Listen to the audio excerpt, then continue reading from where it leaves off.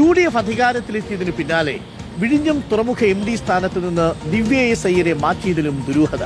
ചട്ടങ്ങൾ ലംഘിച്ചതിന് അദാനി കമ്പനിക്ക് നിരവധി തവണയാണ് ദിവ്യ എസ് അയ്യർ നോട്ടീസ് നൽകിയത്. 10-ലധികം തവണ വീഴ്ചകൾ ചൂണ്ടിക്കാണിച്ചതായാണ് വിവരം. ഇതിൽ അദാനി കമ്പനി അസ്വസ്ഥരായിരുന്നുവെന്നാണ് സൂചന. ദിവ്യ എസ് അയ്യരെ മാറ്റിയത് വെറുതെയല്ല. നിങ്ങൾ കലോത്സവമുണ്ടാക്കുന്ന ദിവ്യ അവിടെ പോർട്ടിന്റെ MD ആയിട്ടിരിക്കുന്നതിനോട് അദാനി ഗ്രൂപ്പിന് താല്പര്യമില്ലായിരുന്നു എന്ന് വേണം മനസ്സിലാക്കാൻ. പ്രിയപ്പെട്ടവരെ, ചില കാര്യങ്ങളോട് നമുക്ക് കോംപ്രമൈസ് ചെയ്യാൻ പറ്റില്ല. ഇപ്പോൾ മത വർഗീയ നിലപാടുകളോട് ജീവിതത്തിൽ കോംപ്രമൈസ് ചെയ്യാത്ത ഒരു മനുഷ്യനാണ് ഈ ഉള്ളവൻ. അപ്പോൾ അതിനെ എപ്പോഴും എതിർക്കുക എന്നതാണ് നമ്മുടെ ഒരു ജീവിത ലക്ഷ്യം. അത് എൻ്റെ ചില ബോധ്യങ്ങളാണ്. അപ്പോൾ അതിന് കടുത്ത വിമർശനങ്ങൾ എനിക്ക് തിരിച്ചും ഉണ്ടാവുന്നുണ്ട്, നല്ല തെറിയും കേൾക്കുന്നുണ്ട്. ആവട്ടെ.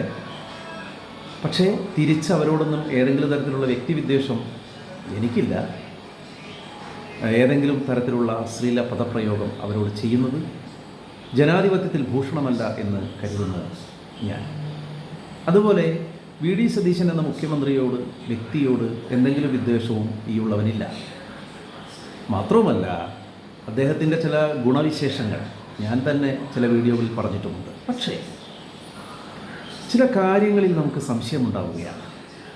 ഇപ്പോൾ ഈ തുറമുഖം പോലുള്ള മേഖലയൊക്കെ തൻ്റെ വരുതിയിൽ വരുത്തുന്നു, ധനകാര്യ വകുപ്പ് തൻ്റെ കയ്യിൽ വയ്ക്കുന്നു, പിന്നീട് അദാനിയല്ല അദ്ദേഹത്തിൻ്റെ വക്താവിനെ പോയി കാണുന്നു, തൊട്ട് പിന്നാലെ ചില കാര്യങ്ങൾ ഉണ്ടാകുന്നു. നമ്മുടെ വിഴിഞ്ഞം തുറമുഖത്തിൻ്റെ ഓഹരികൾ വിൽക്കപ്പെടുന്നു. ഇപ്പോൾ ഈ ദിവ്യ അയ്യരെ അവരെ സ്ഥാനത്തുനിന്ന് മാറ്റുന്നതുമായി ബന്ധപ്പെട്ട വാർത്തകൾ ഉണ്ടാകുന്നു.